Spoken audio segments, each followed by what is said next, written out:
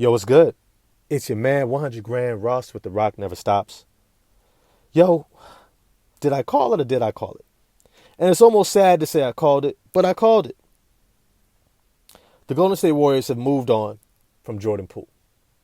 And even though it was just one kind of bad season, and not even a full, in its totality, a bad season, but man, it just felt like it was a long time coming. I did a video after the punch last summer, and I said, you know what? I don't know if he could come back from it. And then there was a moment where I was like, maybe they can. And then very quickly in the season, I said, no. Look, I'm in mental health by trade. I love the game of basketball. And one thing that you learn in the two spaces is to learn to pick up on body language. One thing I say in mental health is that the body doesn't lie. You can speak with your words all you want. Say, oh, I love these guys. Yeah, it's water on the bridge. You can say it all you want. Your body language will tell it every single time. And the body language by the end of the season for Jordan Poole, Draymond Green, Stephen Curry said, this is not working. This marriage is done. What we have is no longer working. And it's time to move on. And they did. Now, I don't exactly like the package that they got back. Don't exactly like the Chris Paul pickup. I mean, hey, who knows if he even ends up staying, if he's not just kind of a segue to get moved someplace else. But it's to say that they needed to get him out of there. Some of the statements that were being made by the team, it was clear. Jordan Poole talking about his minutes in the playoffs instead of team first. Shoot, head coach Steve Kerr talking about, look, if we don't have Draymond Green, we are not a championship team. We are not a winning team. Don't think that was on accident. That was a clear statement. And keep in mind, they run everything through Stephen Curry. And likely even Klay Thompson. They knew that it was time for Jordan Poole to go. Now, let me just start off by saying for the Golden State Warriors, I think it's the right move. I already said it, but let me just be clear. It was the right move. Because you have to embrace who you are as a team. And I'm not just talking about the punch and the aftermath of that. I'm talking more so about the makeup of the players. The Golden State Warriors are a team-first team. You can have the ego. I mean, Klay Thompson, Stephen Curry, Draymond Green got as big of an ego as you can have for star players in the NBA. But they're still about the team. They're still about the team. And Jordan Poole seemed to struggle with being a team-first guy versus a me-first guy. Now, I'm not knocking him and saying he was wrong because sometimes you just got that talent and you know the only way for you to get the burn and the minutes is to double down on you. And maybe that's how he's gotten to where he has. And who am I to tell him that he's doing it wrong? Look, he got the bag. He got paid. He has a ring. And he's playing in the best league in the world, in the NBA, and is about to be the number one scoring option for the Washington Wizards with Bradley Beal out the door. He hasn't done it all that wrong, except for maybe not taking some boxing classes and knowing when to duck. When it comes to the Golden State Warriors, they know who they are. And a big part of who they are is also defense. Defense. And so moving on from Jordan Poole was also about improving their defense. For Jordan Poole's offensive accolades and what he was able to produce on one end of the court, he also suffered on the other end of the court. He was as paltry a defender as he was dynamic an offensive player. And that hurt this team. Because when you wanted to play him in lineups with Stephen Curry and Klay Thompson to try and close out games, he was consistently being picked on the defensive end. He was a risk. He was your weak link every single time. And when he didn't have the ball in his hands, when he didn't have it rolling, you just couldn't have him out there. And when you're looking to close out a game with Stephen Curry and Klay Thompson and Andrew Wiggins, you don't need another offensive chucker. You don't need somebody else who feels like they're the man. This was something that Dillon Brooks didn't get in Memphis. You're no longer the man. You got Ja Morant. You got Desmond Bain. You got Jaren Jackson Jr. You need to fall back. And when you don't know how to fall back in a winning program, you're the odd man out. Now, I think this is also just as much of a sign that they're also betting on Moses Moody and his ascension. If you saw in the playoffs, it shifted from playing primarily Jordan Poole off the bench in those guard matchups to all of a sudden shifting to Moses Moody getting more and more minutes.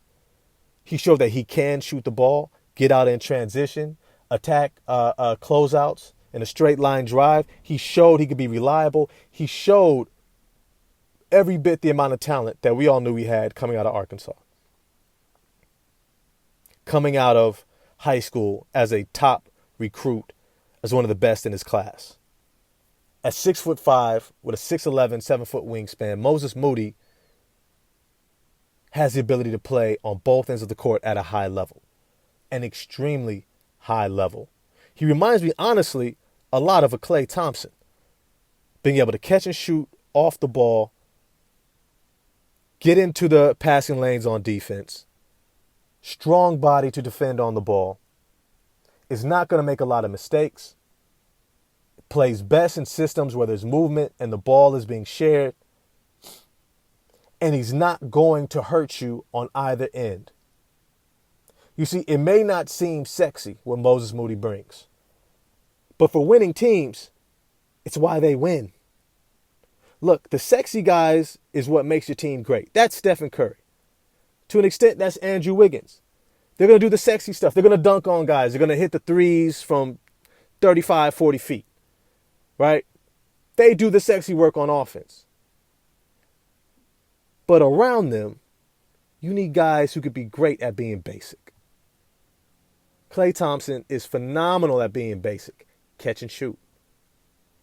Move without the ball. Backdoor cut. Playing great defense. Moving his feet. Being in the right place. Knowing the scheme. And so this is why Moses Moody is as much a part of this trade as anything else. It also brings light to a player like Jonathan Kuminga. This shift means that shots and points are going to be spread along the back end throughout this team. And I want to get into the draft a little bit, because I love the pickup of Brandin Podziemski out of Santa Clara University, being able to play in the professional team's own backyard. He'll bring out some more fans. Not that they need more fans for the Golden State Warriors, who are still in their dynasty run. But it's to say that they're bringing in a guy who's familiar with the environment, with the culture, with the community. But he also brings the skill of shooting. And I love that he's one of those ball players. And this is a big sign for ball players, especially at the guard position. When you rebound at a high level. You see, when you rebound at a high level, it speaks to your mentality, speaks to your toughness, and your ability to contribute in ways outside of scoring. Because when you're with the Golden State Warriors, you will need to figure out how to contribute without scoring. And so for Brandin Podziemski to be able to have the ability to be a phenomenal catch and shoot player. He is a phenomenal shooter coming out of college, coming out of Santa Clara. Over 40% from the three-point line. He's got a nice little pull-up J. He can shoot it off the dribble. But when he starts out, they're just going to want to know, can you just hit the open shot? Not only that, but he's an excellent distributor of the ball. He can handle the ball well. He can run the show. Now, with Chris Paul there, if he stays, it's likely not going to be Brandin Podziemski starting off running that second unit. It'll be CP. And I think that Jonathan Kuminga and Moses Moody are going to eat. And they're going to love playing alongside Chris Paul. Now, for the second pick, Trayce Jackson-Davis, coming out of the University of Indiana. You know, something that I can appreciate is that teams are recognizing that interior defense is not all about shot blocking.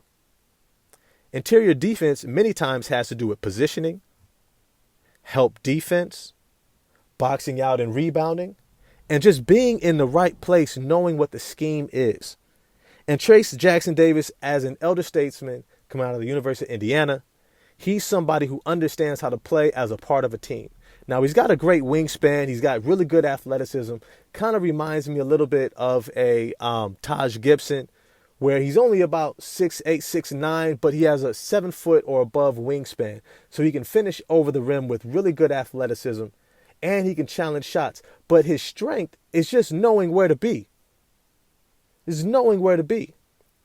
And those guys, as much as they're not sexy, many times it's just what you need. And for winning teams, for the Golden State Warriors, these two players are exactly what they need. They are finally doubling down on who they are.